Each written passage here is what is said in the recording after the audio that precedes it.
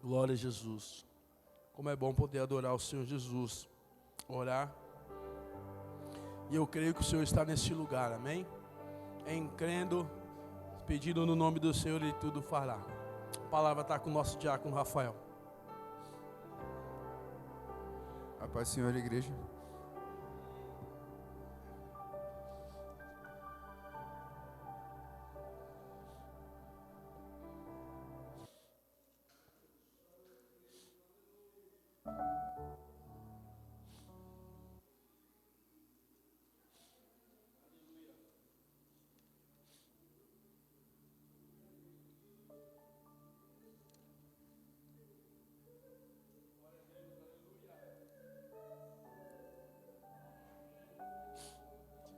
Vamos ler Marcos capítulo 2.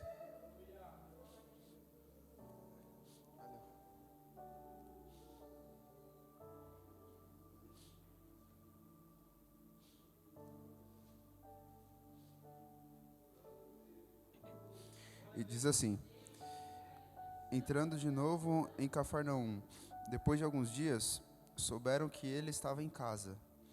E tantos foram os que se aglomeraram que já não havia lugar nem à porta, e anunciavam-lhes a palavra. Vieram lhe trazer um paralítico, transportando por 4 homens, e como se não pudessem se aproximar por causa da multidão, abriram o teto à altura do lugar onde ele se encontrava. E tendo feito um buraco, baixaram o leito que jazia o paralítico. Jesus, vendo a sua fé, disse ao paralítico: Filho, teus pecados estão perdoados. Ora, alguns escribas que lá estavam sentados refletiam em seu coração: por que ele está falando assim? Ele blasfema. Quem pode perdoar pecados a não ser Deus? Jesus imediatamente percebeu em seu espírito o que eles pensavam no seu íntimo. Ele disse: por que pensais assim em vossos corações? O que é mais fácil dizer ao paralítico: os teus pecados estão perdoados, ou levanta, toma o teu leito e anda? Pois bem, para que saibais que o Filho do Homem tem o poder de perdoar os pecados na terra, eu te ordeno, disse ele ao paralítico: levanta-te, toma o teu leito e vai para a tua casa. E o paralítico levantou-se imediatamente, carregando o seu leito, saiu diante de todos, de sorte que ficaram admirados e glorificaram a Deus, dizendo: nunca vimos coisa igual. Amém?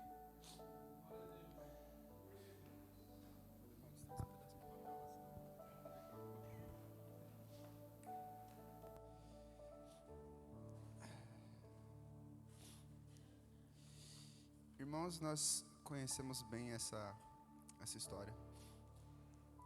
Nós conhecemos bem esse relato sobre a cura deste homem, que foi algo incrível, não só pelo fato em si da cura, mas pela disposição de seus amigos de poder levar ele atrás de Jesus. Significa que não era uma fé única de um homem, mas era uma fé de alguns homens que fizeram algo além do convencional, que saíram dos muros que os problemas faziam, e além dos muros, eles foram pelo telhado, foram por cima daquilo, da dificuldade, da falta de espaço, foram por cima da incredulidade, foram por cima de tudo, e desceram aquele homem até a presença de Jesus, que estava dentro da casa. E nós sabemos o que aconteceu. Esses dias eu tive uma breve conversa com um rapaz do meu serviço, que é muito engraçado, por sinal. Mas em determinado momento, ele contou uma coisa que ele tinha feito, e por uma pessoa que ele já tinha terminado o relacionamento. Ele fez mais ou menos uma loucura. Ele acordou bem cedo, de madrugada, tomou um banho, arrumou as coisas e apareceu na casa dessa pessoa pra levar ela de carona pro trabalho dela. E disse que ela xingou ele, falou bastante coisa, falou: mas você é louco? Mas ele falou: você tá olhando o ato, você não olhou o que tem por trás do ato. Porque ele disse que percebe-se que ele queria reconquistar o relacionamento. E o que ele fez? ele quis fazer uma gentileza, vamos dizer assim. E aí com isso a gente levantou aquela questão de o que existem por trás das ações, de onde nascem as ações. Ou será que a gente vive vendo o mundo de uma forma simplista, apenas vendo os atos e as ações, as coisas como simplesmente se fossem assim? Sabe, Jesus, ele não era assim. Jesus, ele conhecia o coração e ele deixava bem claro que por trás de cada atitude havia uma série de pensamentos, uma série de decisões, uma série de influências, havia uma natureza. E é por isso que, vamos supor, se eu cometo uma ação hoje, uma ação ruim, eu cometo um pecado, ou então quando eu faço uma coisa boa, é por isso que, entre aspas, vamos dizer assim, estou fazendo algo bom. É por causa da natureza por trás do ato. Então, eu posso dizer que o ato em si, a ação, a obra, ela é só o movimento, é só aquilo que a gente pode ver. Mas por trás disso existe muito mais. E uma coisa muito interessante, eu vou chamar isso de atos exteriores, esses atos que a gente consegue ver, uma ação que alguém faz para você, uma coisa que você decide fazer, vai lá e faz, uma coisa que você tira do lugar. Por que, por exemplo, tem um copo de água aqui, sabe? Não foi só por trazer um copo de água, mas foi por um entendimento, foi por algo que moveu o coração do irmão para trazer o copo de água. Temos um exemplo aqui. Então, não é só sobre o copo de água, é pelo que veio por trás disso, sabe? E, inclusive, esse era o grande problema dos fariseus. Eles olhavam sempre o ato e não estavam se importando com o que vinha por trás do ato. E aí, uma ação que parece boa, com um coração contrário à vontade de Deus, Jesus chama de hipocrisia. E esse era o problema dos fariseus, que era uma casta religiosa daquela época, que falava do nome de Deus, pregava do nome de Deus e tinha uma conduta visualmente irrepreensível. Porém, eles crucificaram o próprio Deus quando ele apareceu no meio deles. Quando nós falamos sobre esses atos, sobre ações, é muito importante a gente começar a parar para pensar. Por que eu faço o que eu faço? Por que eu vivo da forma que eu vivo? Por que será que eu tenho ações que eu não gosto e continuo fazendo? Por que às vezes alguma pessoa que roubava, fazia coisas terríveis, hoje não faz mais? Sabe? Já tentou mudar um hábito? Ou já tentou adquirir um hábito novo? Não é fácil. A gente fala muito das promessas de fim de ano, de falar, esse ano eu vou ser fitness. É fácil, é legal falar, mas e depois? Será que a gente consegue pôr isso em prática? Quão difícil é você adquirir um hábito novo? Ou alguém que fala, eu vou parar de fazer alguma coisa. Quão difícil às vezes não é parar de fazer aquilo? Se os atos, as ações, elas são movidas por coisas que vêm de dentro, então o convite de hoje é para que a gente venha olhar para dentro. Porque sem a gente olhar para dentro, a gente nunca vai conseguir mudar o que está por fora. E mesmo que a gente consiga mudar o que está por fora, se não mudar o que está dentro, é só casca, só aparência. E não é isso que Deus quer. Então, pensando assim, nossas ações às vezes são movidas por emoções. As emoções são coisas interessantes, porque o termo emoção, ele vem da mesma raiz de movimento. É como se você falasse sobre movimentos internos, sabe? Então, isso é uma coisa muito engraçada que eu estava pensando, por que às vezes a gente sente algumas sensações quando você ouve uma música, né? Se você parar para pensar, tudo que a gente tem hoje faz som. Se eu bater em cima da mesa, tem um som. Se eu fizer, fechar uma porta, tem um som. E a gente, às vezes, os nossos reflexos, né? Se eu fizer um barulho assim, rápido, você já olha, porque você já imagina o movimento, porque a gente já atrela o som ao movimento. Então a música produz também essas sensações de você ter sensações de movimento. E as emoções são como esse movimento, movimentos internos. E isso pode gerar um movimento externo, quando você deixa essa emoção ir para fora. As emoções, e essas intenções, essas coisas do coração, elas levam a fazer ações. Porque o que a boca fala, sim, mas do que a boca fala? Do que o coração está cheio, certo? Então você percebe que tudo começa aqui dentro.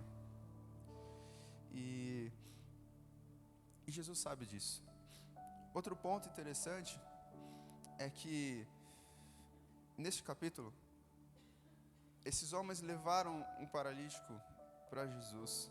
Eles fizeram todo aquele trabalho árduo, duro, de você pegar alguém, uma pessoa que está em um leito e poder levantar. Não tinha, ponte rolante, não tinha nada naquela época. Eles tiveram que fazer isso com os próprios braços, levar para cima de uma casa. E não é fácil.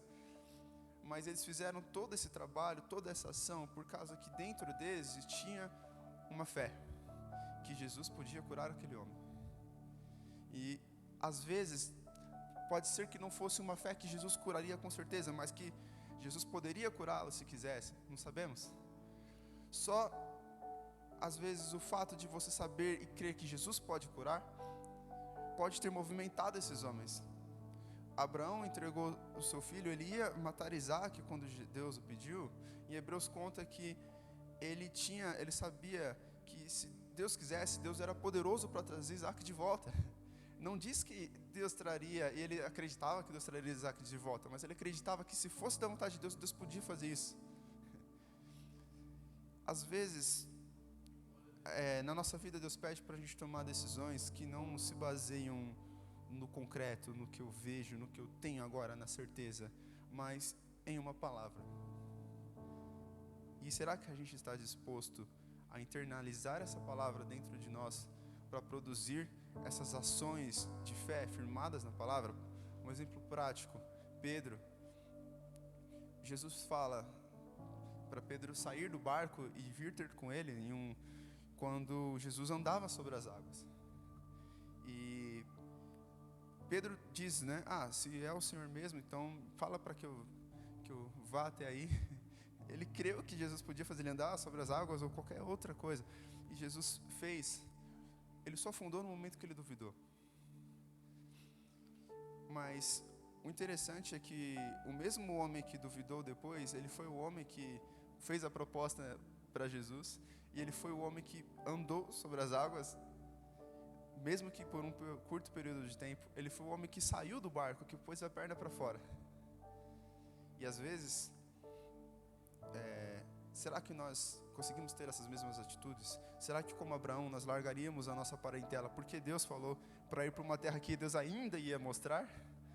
Não era uma terra concreta. Eles andavam sobre uma palavra. E essa palavra é o que fazia eles fazerem essas ações. E esses homens levaram esse paralítico para dentro daquela casa, pelo telhado, para que Jesus o curasse. O interessante é que as ações, elas sempre falam alguma coisa. Nada que a gente faz é por acaso. Mas será que a gente, na correria da vida, para refletir de como está a nossa vida diante de Deus e diante dos homens? Será que a gente para pensar o que a nossa conduta comunica ao mundo? Se as ações falam, elas apontam para algo ou alguém, será que as minhas ações e decisões, elas apontam para Cristo? Elas falam de Deus para o mundo? Ou só sobre mim mesmo, ou de outras coisas? Um exemplo prático. Se alguém perguntasse para aqueles homens, olha, por que vocês estão levando esse paralítico pelo telhado? Eles provavelmente responderiam, ou porque Jesus vai curar, que eles acreditavam, ou porque Jesus pode curar, que eles acreditavam. Porque não seria por acaso, ninguém ia fazer uma coisa assim por acaso. Mas a atitude de você pegar um paralítico, levar ele nas costas por um telhado e descer ele até a presença de Jesus, para qualquer um, é um exemplo de fé. Então as suas ações comunicam que você crê em alguém que pode curar. E é por isso que está fazendo isso. Então, da mesma forma que umas atitudes ruins e contrárias falam contra Deus. E é por isso que é o pecado. O pecado não é simplesmente a ação em si. Então, a palavra de Deus, a vida cristã, não é um conjunto de sims e nãos, do podes e não podes, mas sobre intenções do coração, ao qual a palavra vai discernir e apontar. Uma coisa muito incrível é que a gente fala sempre sobre Simeão, quando ele esperava, aguardava que o Messias ia vir, e Deus fala, ele tinha uma promessa de Deus que ele não morreria até contemplar a salvação de Israel, o Messias. E quando ele pega Jesus no colo, no templo, acontece uma coisa incrível. Primeiro, ele se maravilha, todo mundo fica maravilhado e tal, mas ele fala uma coisa extraordinária. Ele fala que aquele menino, ele estaria destinado tanto para a elevação de muitos, quanto para a ruína de muitos outros. Que quando ele falasse, seria como se uma espada atravessasse a alma. Irmão, Simeão pegou um bebê no colo. E ele já sabia como que era a voz do Cristo. Entendeu? Se bebês falam? Não, mas ele já falava como era o tom da voz de Cristo, qual que era o efeito interno nas suas emoções, no seu coração, de quando a voz de Cristo chegava até ele. Esse homem ouviu a voz de Deus. E ali ele testemunhava. E assim estava Jesus. E aqueles homens que criam que Jesus ia curar. E o paralítico descendo. E aí, uma coisa muito incrível acontece. Quando desce lá, Jesus olha para o paralítico. E aí no texto diz... Ô Jesus. É o 2. O texto diz que Jesus, vendo a sua fé, ele olhou para a fé, irmãos, disse ao paralítico: filho, os teus pecados estão perdoados. Ele não disse você está curado, ele não disse nada disso, ele disse os seus pecados estão perdoados, a partir da fé. É uma conversa de dentro para dentro. A paralisia dele não foi mencionada até agora. O que Jesus tratou ali, mediante a fé, foi o perdão. Nós sabemos que foi profetizado que aquele que era o Filho de Deus, ele seria levantado, o Filho do Homem. E todo aquele que olhasse para ele seria salvo. Esse homem estava olhando para Cristo, crendo, entendendo quem ele era. E os seus pecados foram perdoados, porque ele creu no Filho de Deus. Mas acontece uma coisa muito mais interessante depois. Ele chega e diz assim, ora, alguns dos escribas, aqueles que diziam entender, serem os grandes homens de Deus, que viviam de atos externos, mas o coração era morto, era como um sepulcro caiado, que é bonito por fora e por dentro só a podridão. Eles chegavam e diziam assim, por que está falando assim? Ele blasfema, falando em referência a Cristo. Quem pode perdoar pecados a não ser Deus? Jesus imediatamente percebeu em seu espírito o que eles pensavam em seu íntimo e disse: por que pensais assim em vossos corações? O que é mais fácil dizer ao paralítico: teus pecados estão perdoados, ou levanta o teu leito e anda? Jesus agora fala com o interior daqueles homens. Ele sabe que eles pensavam contra Cristo, que eles pensavam contra Deus. Quem é esse? É fácil falar. Qualquer um fala, seus pecados estão perdoados. O Filho do Homem veio para quê? Para salvar o que se havia perdido. A gente havia perdido a nossa alma, irmãos. Estávamos condenados. E esse homem paralítico estava diante daquele que veio para salvar. E aí, diante de Cristo, ele recebe o perdão dos pecados. E aqueles homens questionam em seu íntimo. Não diz que eles verbalizaram isso, mas que eles pensavam em seu coração. E Jesus conhece o coração, porque é para lá que ele olha. E aí ele fala: por que vocês pensam assim? O que é mais fácil? Ele jogou o desafio na mesa. Fala, levanta, pega teu leito e anda, ou seus pecados estão perdoados? Por quê? Porque dizer a respeito de perdão de pecados não poderia ser verificado externamente. Agora, a cura, você pode ver. Se falar que o seu pecado está perdoado, beleza, você talvez, ou as outras pessoas não podem talvez olhar para você e perceber isso. Mas se você é um paralítico e agora anda, eles podem perceber. Não tem como negar. E o mais interessante é que a colocação que eles fazem, que somente Deus pode perdoar os pecados, correto? Então, Jesus, o que ele faz? Ele fala assim, para que saibam que eu posso curar? Não. Para que saibam que o Filho do Homem tem poder de perdoar os pecados. Eu digo para o paralítico, levanta, toma o teu leito e anda. A cura não serviu para outra coisa, a não ser uma forma de testemunho e revelação do Cristo e da sua obra, que é o perdão dos pecados e a salvação de todos aqueles que nele creem. Certo, uma vez perguntaram assim para Jesus, por que aquele homem ele está assim, nessa condição? Quem pecou, foi ele ou foi os pecados dos pais dele?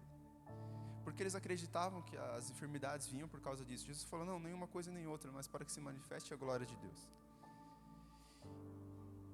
A cura desse homem e do outro homem e de vários não é simplesmente para que pelo fim, a cura, assim, ela é um meio, ela não é a finalidade. Ela é um meio para que a glória de Deus seja revelada. Então, com esse ato externo de cura, ele revelou algo que acontecia no interior. Deus novamente se comunicando com o homem, curando, transformando e perdoando os pecados. E assim ele dizia quem ele era, através de suas ações. E se a gente parar para pensar, se as minhas ações externas não mudam, e nós falamos que as ações elas vêm daquilo que é interno, porque não contamina. Se uma ação errada é um pecado, é uma coisa externa, por que ela contamina o homem? Se não é o que entra, é o que sai. O que sai do homem? São essas ações, por quê? Porque elas vêm do quê? De maus pensamentos, de más intenções. Então, na verdade, essas ações que vão contra a palavra de Deus são a consumação de um pecado interior. Primeiro, Caim se irou contra seu irmão. Primeiro, Caim desobedeceu, tinha ira no seu coração. Tanto é que quando ele foi oferecer o sacrifício, que legal, quer dizer, uma oferta, legal, ele foi ofertar diante de Deus. A oferta dele foi reprovada, por quê? Porque havia maldade no seu coração. E Deus falou assim, se você fizer direito, não vai ter aceitação para ti? E aí depois ele foi lá e matou o irmão. O coração dele já estava fora. Então, a atitude de matar Abel vem de um coração que já era homicida, que era assassino desde o princípio. E não adiantou ter uma atitude legal de ofertar, porque o seu coração já era assim. E que oferta Deus vai receber? Porque Deus fala ali no Novo Testamento, vai, reconcilia-te com teu irmão, depois vem aqui e apresenta sua oferta. Oferta não compra o perdão, não compra o amor de Deus. Porque nós amamos a Deus, nosso coração é movido a ofertar. Em obediência, nós ofertamos a Deus, mesmo que às vezes nosso coração não queira, para que o nosso coração se submeta à palavra, em obediência a Deus. Então, a questão é, quantas vezes nós paramos para refletir sobre as nossas ações e sobre o que nos motiva? O testemunho de Cristo foi, o testemunho de que Ele é o Messias, foram as suas obras. Então, tem como ter fé sem obras? E não significa, que nem o pastor colocou um termo às vezes aqui de usar o ativismo religioso, não significa você morar na igreja e fazer tudo, porque às vezes você está tentando só comprar e suprir a falta da intimidade com Deus com o serviço religioso. Por quê? Porque às vezes é mais fácil a gente fazer alguma coisa do nosso jeito, tem que ser assim, assim, assim, e sair do que entrar no seu quarto, fechar a porta onde ninguém está vendo, e contra a sua carne, ouvir Deus falar, sabe? Então, até festas e cultos que tinham ali antigamente, se você pegar o período de Malaquias, etc., eram reprovados por Deus. Atos legais, bonitos por fora, mas por dentro como é que estava? Uma vez Deus fala assim para Samuel, ali no livro de Samuel, que acha mesmo que ele ia se alegrar, foi quando Saul sacrificou animais que Deus mandou, na verdade, só exterminar. Acham mesmo que Deus se alegra mais com a gordura de carneiros, com sacrifícios, do que obedeçam a sua palavra? Nós reclamamos que continuamos iguais, que as nossas ações continuam iguais, mas nos recusamos a mudar o nosso interior. Porque nós cremos que Deus é vivo, atuante, Ele se faz conhecer e Ele fala. Então eu não posso dizer que Deus não falou. Deus fala, então por que eu continuo igual? Talvez porque eu não ouça. Talvez porque eu não seja a terra fértil, que guarda a palavra do Senhor e frutifica. Talvez eu tenha ouvidos, mas eu não ouço o que o Espírito diz à igreja.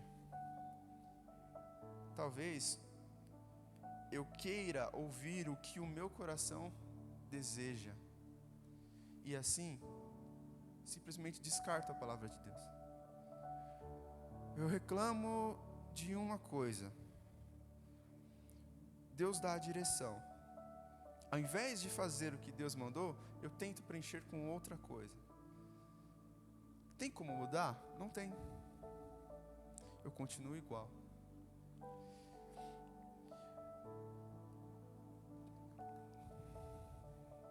Uma coisa muito interessante é quando João Batista, ele está preso e ele manda homens perguntar para Jesus: era você mesmo aquele que haveria de vir, ou devemos esperar outro?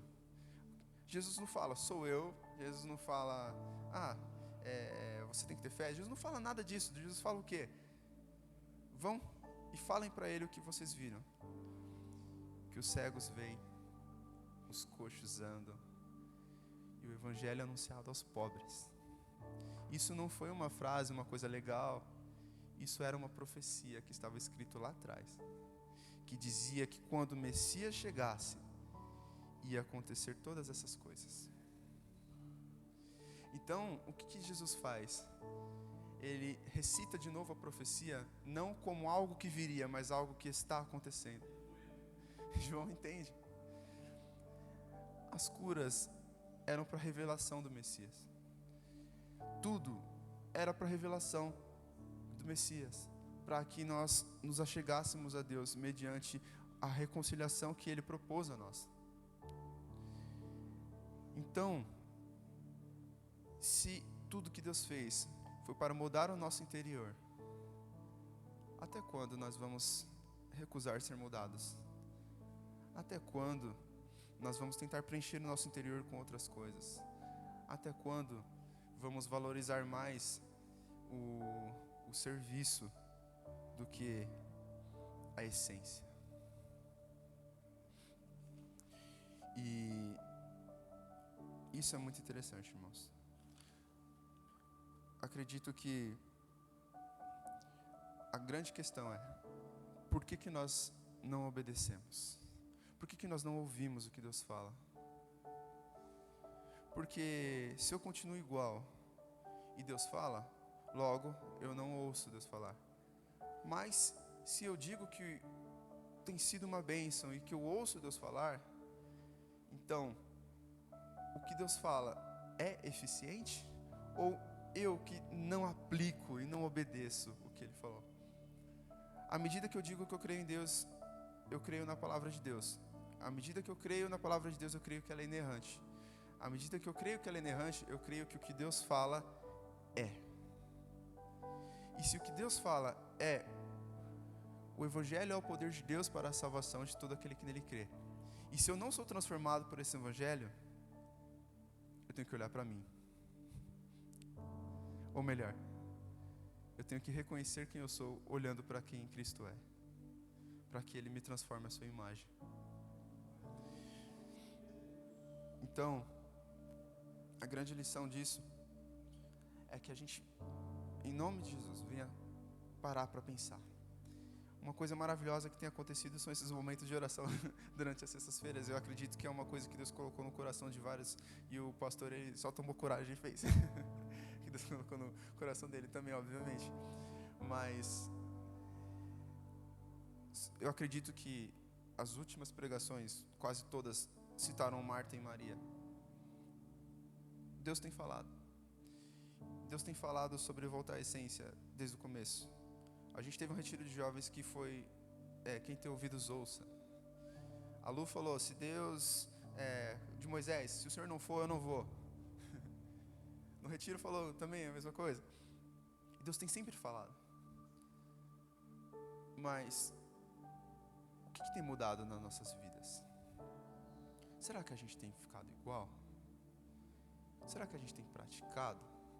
Será que a gente tem colocado, sabe, dado ouvido, recebido com amor aquilo que Deus tem falado? Será que aquele paralítico, o que ele pensou quando Jesus disse, os seus pecados estão perdoados? Será que ele pensava que ia receber só uma cura e encontrou a salvação e a cura junto de brinde? Nós temos esse acesso, irmãos. Isso é muito bom, porque Deus, Ele repreende a quem ama. E o ato de repreensão é evidência de seu amor. Se não acontecesse, seria um pouco estranho. Mas à medida que nós cremos que o amor de Deus é real, então os sinais seguirão. E que a gente pare para pensar. Até que ponto estamos só correndo atrás do vento? Até que ponto estamos tentando compensar uma coisa com outra? Até que ponto nós reclamamos de uma atividade e realmente pedimos mais atividades, tentando na verdade encontrar significado em atividades ministeriais ou em outras coisas? Aquela história do propósito, sabe? O convite que ficou bem claro assim que Deus coloca no nosso coração é: vamos para o secreto, vamos continuar orando, sabe? Partir para o que é suficiente, para o que basta. Às vezes, não às vezes, mas certeza, quando você para ouvir Deus no íntimo, seja na sua casa, como diz em Mateus, no seu quarto, fecha a porta. É como se toda a atenção de Deus fosse só para você, embora Ele seja onisciente, onipresente. E o que sai daí, irmãos? Nós, às vezes, passamos tão rápido pelas coisas que nós achamos que é o oleiro que quebra o vaso. E esquecemos aquele tracinho C no texto que diz que o vaso quebrou-se na mão do oleiro. Irmãos, quando o oleiro está fazendo o vaso não está seco. O vaso é barro, ele é molhado. Não é aquela figura do vaso que a gente às vezes pensa, do vasinho pronto quebrando. A gente não pega o vaso pronto e faz de novo.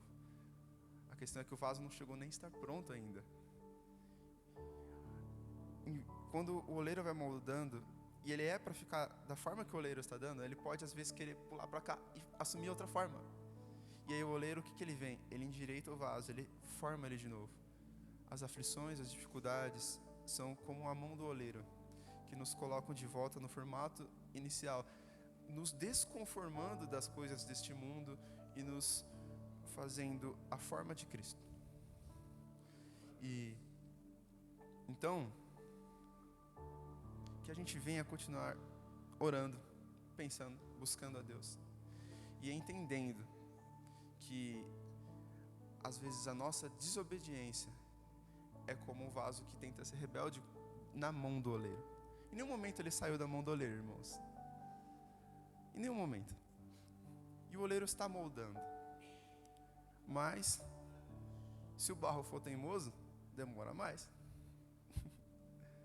Entende? Só que o legal é que, embora às vezes a gente veja um cenário de desesperança, o os pensamentos de Deus não são iguais aos nossos. Eles são mais altos, mais elevados, com o objetivo de dar um futuro e uma esperança. Então que venhamos realmente parar para refletir, entregar nas mãos de Deus, descansando, porque Ele está cuidando de nós. E eu agradeço a oportunidade.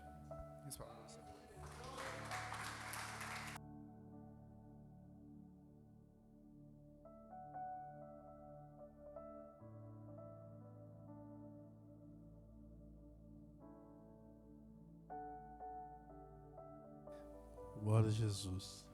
Falei pro Rafael, aí você me quebra, velho. Palavra abençoada, boa, né?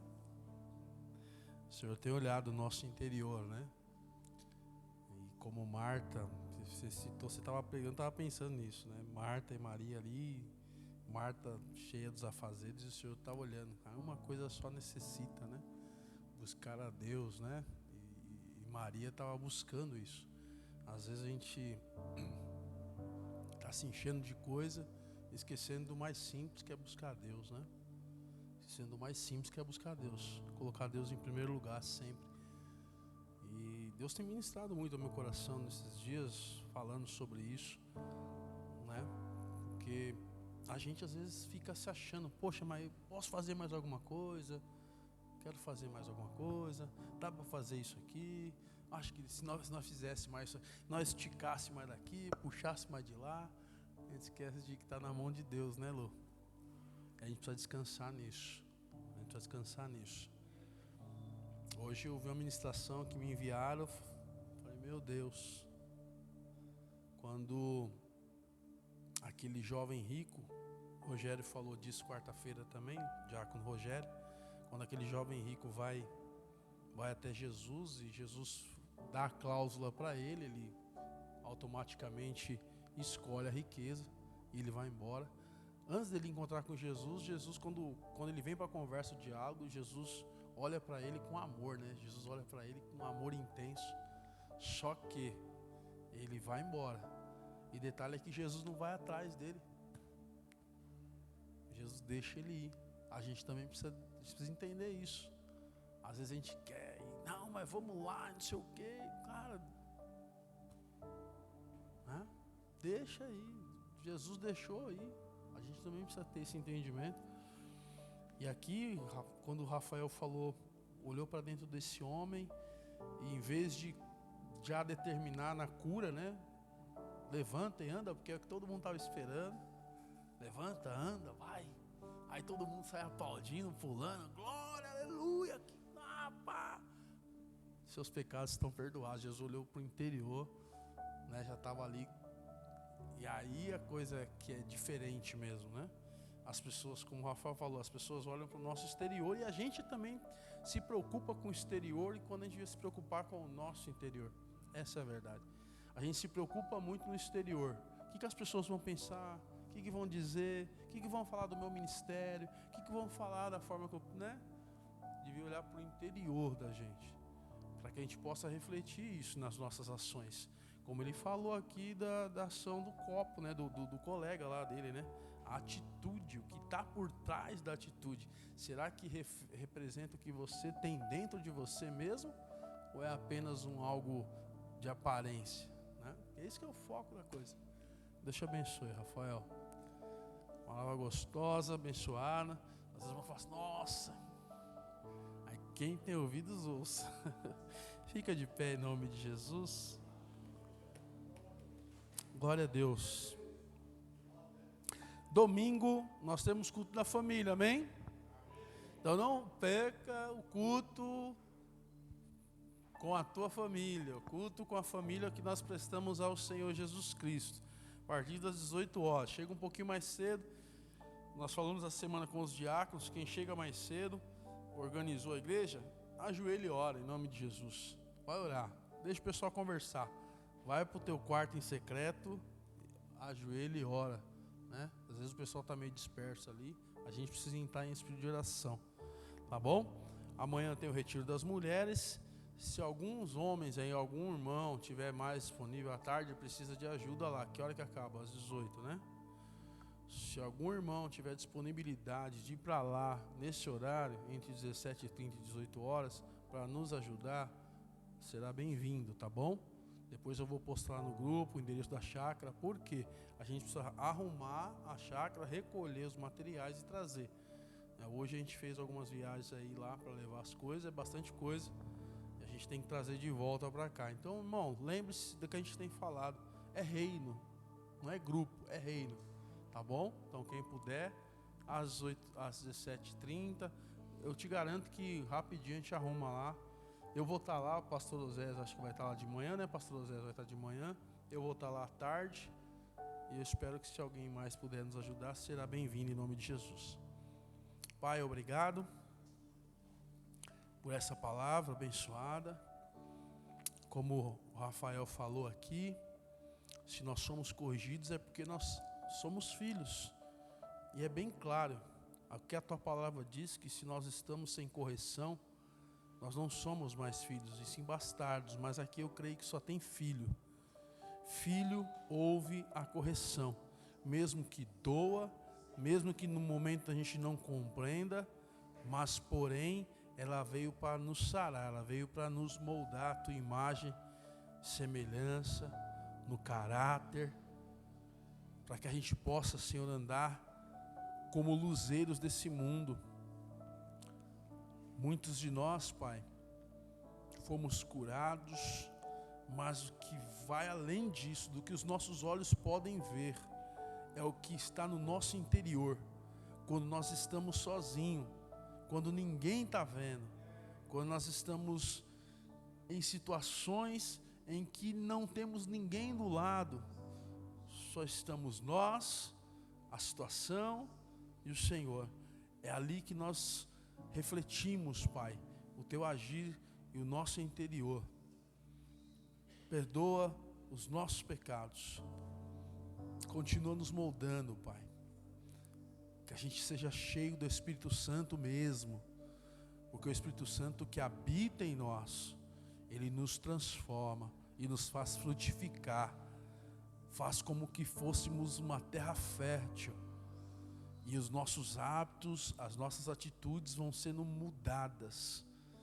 Não porque nós somos merecedores, melhores, mas porque o Senhor nos molda de dentro para fora, como um vaso mesmo, que vai sendo a tua mão moldado, preparado, para que a glória do oleiro seja manifestada. Nos leva para casa debaixo da tua potente mão, que essa palavra fique ecoando no nosso coração esses dias, e que o nome do Senhor continue sendo glorificado. Amém? Recebam a bênção em nome de Jesus. Que o grande amor de Deus, a graça do nosso Senhor e Salvador Jesus Cristo, a doce comunhão e consolação do Espírito Santo esteja com todos nós, não somente hoje, mas para todos sempre. Aquele que crê diz. Dá um abraço à pessoa que está ao teu lado, diga para ela: Jesus é contigo, amém?